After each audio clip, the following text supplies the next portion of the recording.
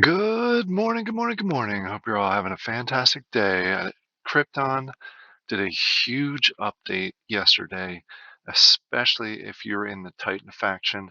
So I wanted to get a video out here because I am in the Titan faction, so I'm excited about it. So I wanted to get a video out here to make sure I pass on all the information I can for those of you that are playing Krypton that may have missed it or may be confused by the process of it. But before we jump into there, I just want to give a normal disclaimer. I am not a financial advisor. This is not financial advice. Please make sure you make your own, do your own research before you make your own decisions. Don't listen to a YouTuber slash gamer slash random person you saw on the internet like myself. Um, so make sure you make your own decisions that are best for you. All right, let's dive ahead. Go ahead and dive in there. Um, we'll start with the bad of the whole Krypton update. Um, Everybody is aware Krypton's development team is doing a great job with continuous updates, continuous trying to fix things as quickly as possible. So there's no doubt about that. Unfortunately, the communication has been struggling a little bit, especially with this update. On Sunday, I guess Sunday morning, uh, maybe it was Sunday night coming into Monday. No, yeah, sorry. It's all blending together now. Sunday morning, I woke up to an alert on Discord basically saying that they are taking the Krypton servers down for 2 days. They gave like a 20-minute notice. And unfortunately, that caused a lot of panic in the Discord, which is unfortunate because they have been doing really well with everything. It's just the communication was lacking on this one. Something I think they'll improve in the future. So I'm hoping they learn from it.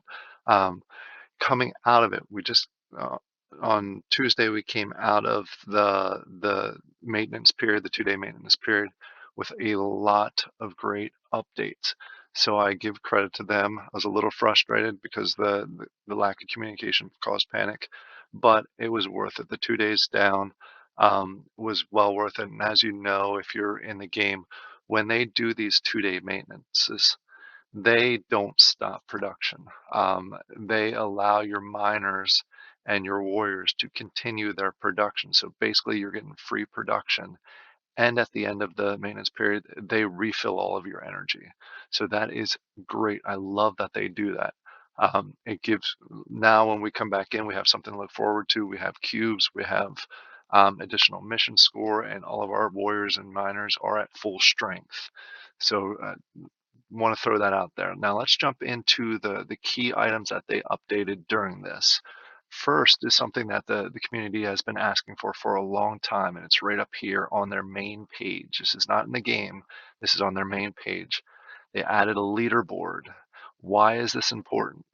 This is important, especially for those in Titans, because as you know, mission one is almost done, and the top 94 participants, ranked top 94, will get land at the end of the mission one, uh, basically event. Um, so it's been very confusing as far as those that have been in the game. How do I make sure I get in this top 94? What am I competing against? So they finally implemented a leaderboard. It shows all factions, so you can tell the difference and you can compare yourself between other factions. As you can see, full transparency, I am number 22 on the Titans, so I am in good shape right now to get land, since there's only about, I think, 200 and some million left. So I'm in good shape to get land coming out of this. Obviously, I'll continue to push. I will not get in the top 10. I'll be lucky if I even get to 20. But I have a feeling since this leaderboard's out, I'll probably sit roughly about 22 the rest of the time in mission one, which I'm okay with. That's what I pushed for. Gotta acknowledge and give full credit to this guy right here. Don't know who it is, but wow, you must have some crazy, a crazy army if you have 19 million, where the closest person has 11 million. So full credit to whoever's number one in Titans. Fully deserve everything that they get out of this one because they'll get multiple lands if they're in the top three. All right. The one thing I did want to note, and this is something that you may want to keep an eye on if you go all the way down to 94, This is a very close race. Look how close these people are. One person loses a couple warriors, whether it's stamina reasons or some other reasons, and that could be the difference between getting land and not getting land. There's even a chance for people that are in the top in the 110 range to still have, if they can put a big push in there um, with their warriors, they can still get in the top 94. So this is a very, very close race, and it's going to be fun to watch. I'm personally glad that I'm not in this range because it's going to be a stressful next 20 to 30 days. I think they're estimating roughly it's going to be 25 to 30 days until mission one ends. So there's going to be a big push during that time frame in here. All right, that's the leaderboard. We're not even in the game yet. Let's jump over to the game itself. They did add a few minor things. I'm assuming here in the near future there's going to be another mini boss event. Nothing's been announced yet, but I'm sure it will be very soon. They did start adding in the land section this little grid here, which is going to be the lands, how the lands get populated. Um, so once the mission one's over, anyone that's in the top 94, assuming Titans hold on to the lead, which let me jump back. The lead is pretty significant right now. It's about getting close. Right now it's at 90 million. So there would have to be a major shift for the Titans not to win this mission one. So assuming that all happens, this is where the land's going to be identified for those top 94 um, players, and they'll get an NFT card. I believe is tradable, and then what will happen is they'll get taxes. So everyone else will have to use this land to mine and get materials.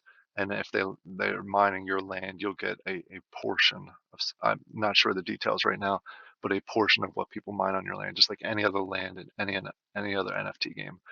All right, now let's jump to what I think is the most fun stuff, and I've been waiting months for this. They finally enabled the equipment crafting, which means as a Titan, I finally get something where I can craft for 99% success rate. Every other one for buildings, it was 5%. For units, 50%. So Titans have never had the opportunity to have something where they could craft for 99%. Every other faction has. And as expected in the Discord, there's been some people in the other factions that are complaining that they don't have 99% rate or they only have 5 or 50%. Welcome to the Titans world. We've been at 5 or 50, 5 or 1%. Sorry, let me try that again. 5 or 50% since day one. This is the first time we've had anything. So I'm sorry, but I have no sympathy for you. Welcome to our world. And also in the Discord, there's been some complaints. Why isn't it always 100%? There's a reason for it. Every faction has their benefits. Every faction has their items where they're not so good at. It promotes the circular economy, which allows us to not flood the market with equipment, buildings, and units. It keeps the economy strong if each faction can really focus on one item, and then in the secondary market, that's how you exchange it. Obviously, there's people that multi-account. I do not. Um, it seems too much of a risk on my side, so I stick with the Titans and I buy my buildings and units on the secondary market, and then upgrade. You guys saw I've been upgrading these, but let's jump into the equipment themselves. I'll get off my soapbox. There are two types of equipment that they have entered for the crafting, and there will be more in the future.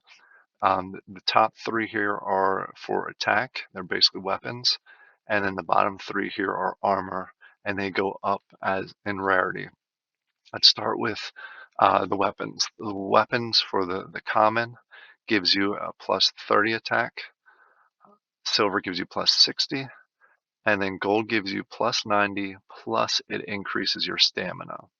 So that the stamina bonus is great, especially if it saves you Krypton. It gives you a few extra hours, and in this case, it actually gives you close to 9 extra hours of playtime since the Krypton. I'm sorry, the stamina only gets decreased every 3 hours, so it gives you basically 9 extra hours, which is awesome. Um, in order to craft them, you start at the common. The price is reasonable. I love the price. Obviously, as you get up to gold, it gets more expensive just combining them. But you need to craft a common first, which is 5, and you see that I've crafted a bunch already. That's why all my cube is taken out since I've been crafting this morning. Once you craft a common, it'll give you the ability to craft a silver because you need the common weapon. You'll see these actually the material cost is decreased quite a bit. So over the 3 of them, it does add up, but it's very small portions. And then when you get up to the gold, you need a silver weapon, so you do need to go up the ladder, and then you just need these, which is 6 cores, 3 irons, and only 200 cube, which I think is a great price. I was expecting this to be a lot higher, so I'm happy with the pricing. Similar with the armor. The common armor gives you additional 50 HP and 10 stamina, which I think the armor will really benefit more in mission 2, especially with the increase in the HP. But I could see some people using them on the miners to increase their stamina. I definitely see that happening. The silver is 100 HP and 10 stamina, and the gold is where you get a big bonus. This is where you get 150 HP and 45 additional stamina. And this, if you're putting it on warriors, this adds almost a full day. If you're putting it on miners, this adds what? I'm slowly doing the math in my head, an extra 7 hours of mining without having to worry about replenishing. So it saves you a bunch of Krypton. So it's definitely worth it. And the prices and the material needed is the exact same. In order to do silver, you need a common plus this material, and the gold, you need a silver plus this material.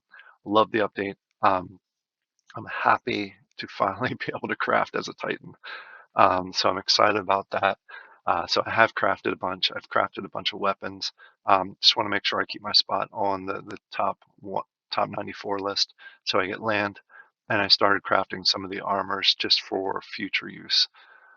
So these are great updates. More to come. Like I said, I think nothing's been announced, but I think they're going to do another mini boss event. It makes sense because I am getting dangerously low in the Krypton.